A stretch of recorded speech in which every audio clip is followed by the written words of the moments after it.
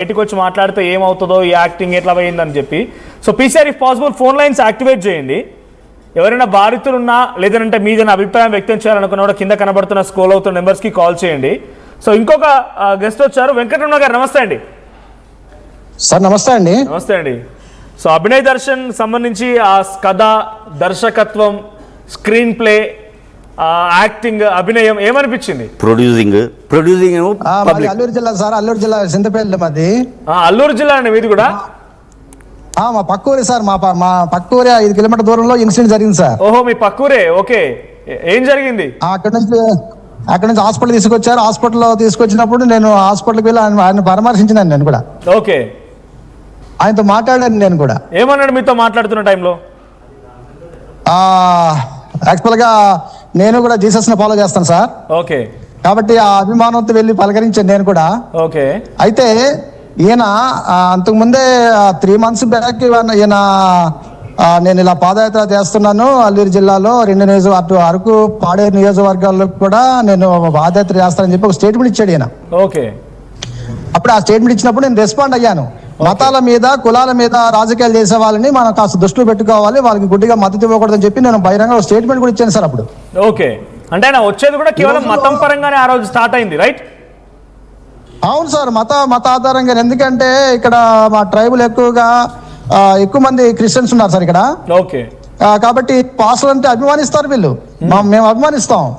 అందువల్ల చూసారా, ఆయనకి యాక్సిడెంట్, ఆయనకి దాడి జరిగిందంటే వెంటనే విలేజర్స్ అందరు వెళ్ళి అన్న అయ్యగారు ఏడవటం మొదలు పెట్టారు. చూసారు మీరు వీడియో? చూసాను. వాస్తవానికి అది దాడి జరిగిందని చెప్పి విలేజర్స్ అందరూ అనుకున్నారు, మా వాళ్ళందరూ అనుకున్నారు అలాగని. ఓకే, కానీ అది వెంటనే నేను ఒక స్టేట్మెంట్ ఇచ్చాను, ఇది ఏదో తేడాగా ఉంది, వీడియోలని గమనిస్తున్నాను, తేడాగా ఉందని చెప్పి దీని మీద మనమే రియాక్ట్ అవ్వకూడదు.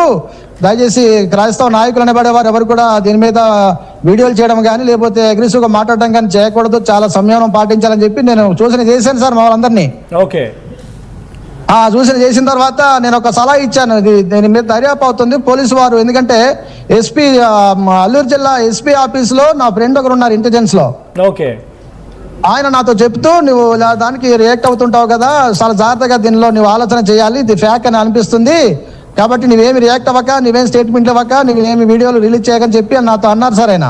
ఓకే, వెంటనే నేను దాన్ని ఆలోచన చేసుకుని వెంటనే ఆ స్పాట్కి వెళ్తున్న మిగతా పాస్టర్లందరినీ కూడా అలర్ట్ చేశాను నేను.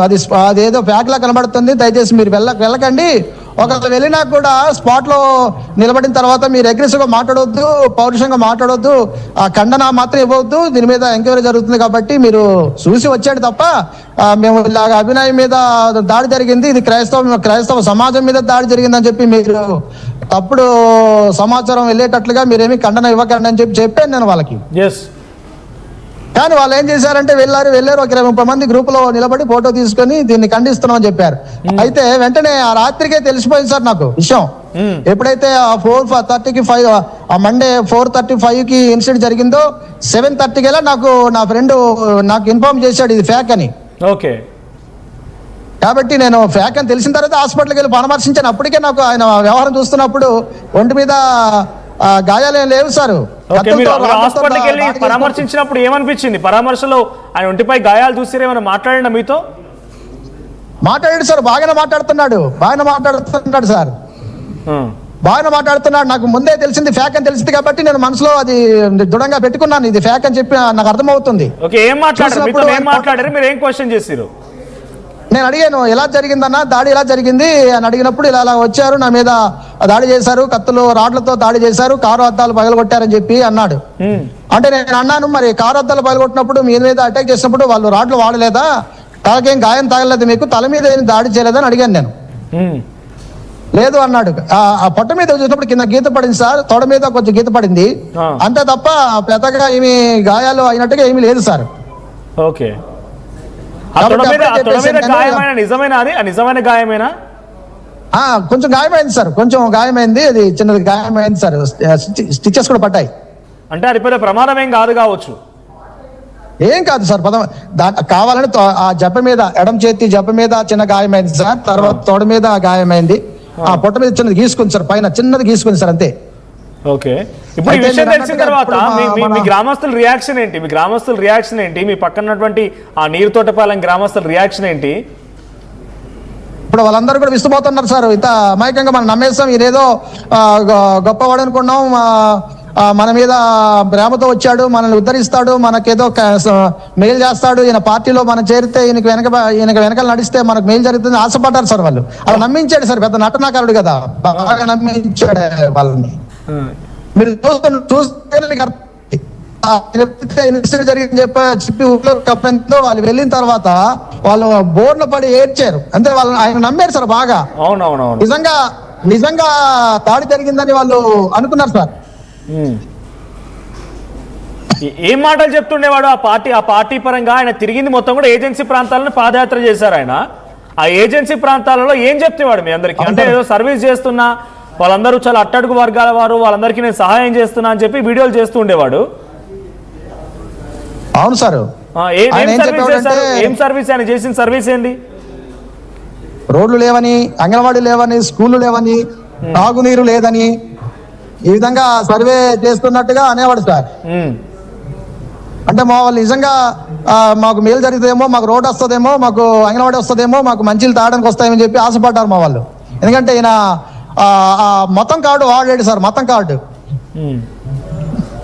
కార్డు వాడడం వల్ల జనాలు ఒక్కసారి ఉండండి, మీరు హోల్డ్ లో ఉండండి, మీతో నేను మళ్ళీ మాట్లాడతాను, మీరు కంటిన్యూ అవ్వండి. నేను ఒక కాల్ తీసుకుంటాను. పాస్టర్ సామ్యూల్ గుండు గారంట ఫ్రమ్ సూర్యాపేట్. సామ్యూల్ గారు మాట్లాడండి. మాట్లాడండి. చాలా చక్కగా మీరు దీన్ని తీసుకొని అభినయ దర్శన విషయాన్ని సమాజానికి తెలియజేస్తున్నందుకు మీకు ధన్యవాదాలు తెలియజేస్తున్నానండి.